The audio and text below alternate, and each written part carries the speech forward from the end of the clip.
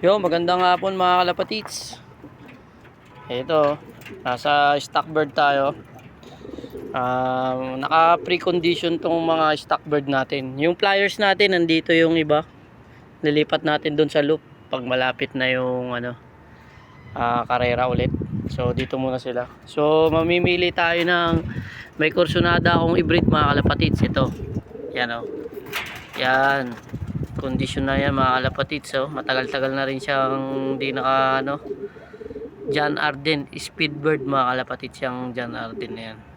May speed yan.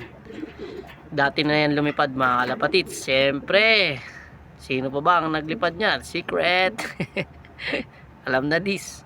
Babangga natin siya sa kapatid ni Netoy mga kalapatits. Ayan o. NL yan mga kalapatits. Galing yan kay Boss Mark Nukap. Ayan o. Yan. Diyan natin ibibreed mga kalapatits. Ayan o. Yung kapatid niya ay overall champion natin mga kalapatits. Sabay may lipad ng 490 km. Si Black Netoy mga kalapatits. Ayan o.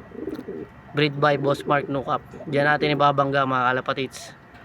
Susubukan natin yung pair. Kursunada ko lang ibangga mga kalapatits. Ayan o. Alright. Yan. So yun nga mga kalapatits, bago natin sila pagbanggain, siyempre dati natin ginagawa. Uy. Ayan o. Pampakondisyon. Baka naman Respidion tsaka calcium mga kalapatits. Every other day lang. Yan. Hanggang sa malaglag yung kanilang itlog. Alright. Pag nang itlog na sila mga kalapatits, plain na lahat. Plain water, plain na rin sa patuka. So habang wala pa yung mag-i-start pa lang tayo ng breeding, ito every other day, palit-palit tayo mga kalapatits. Ideal pills to, tsaka yan, tsaka multivitamins. Suporta lang natin sa kanila mga kalapatits, no? Para maganda yung kanilang conditioning. So ayan, napainom na natin silang dalawa. Ayan. Ayan, lakas mamara ako. Yung ganda ng katawan niya mga kalapatits. So ikukunin ko na, ilalagay na natin sa cage. Kasi paris na yung mga yan. Alright, tara, let's go.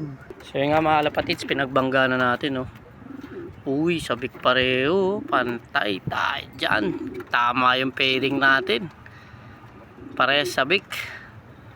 So yun nga mga kalapatits, no? Hindi tayo nagkamali ng kursunada. Hindi tayo nahirapan, no? O, di ba mga kalapatits? Ngayon pinagbangga lang natin yan. Magbibilang tayo ng 1 week. Kailangan mangitlog sila, no?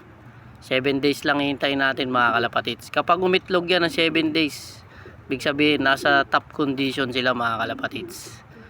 So ganun yung ginagawa natin. Nakapag-flashing naman tayo, daily naman tayo.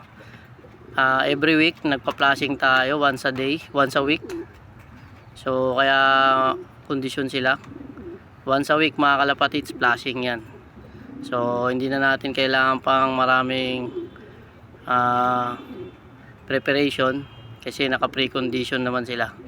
So yun lang yung natin ginagawa mga kalapatits. Palalakasin lang natin yung kanilang kalusugan, tsaka natin sila pinagbabangga para nang sa ganon maging malakas yung YB nilang ilalabas mga kalapatits, no? Kasi sabi nga nila, gold breeder is gold, flyer is silver, no mga kalapatits. Dapat sa breeding pa lang alam mo nang malakas yung breeder mo para yung ilabas nila is healthy mga YB mga kalapatits.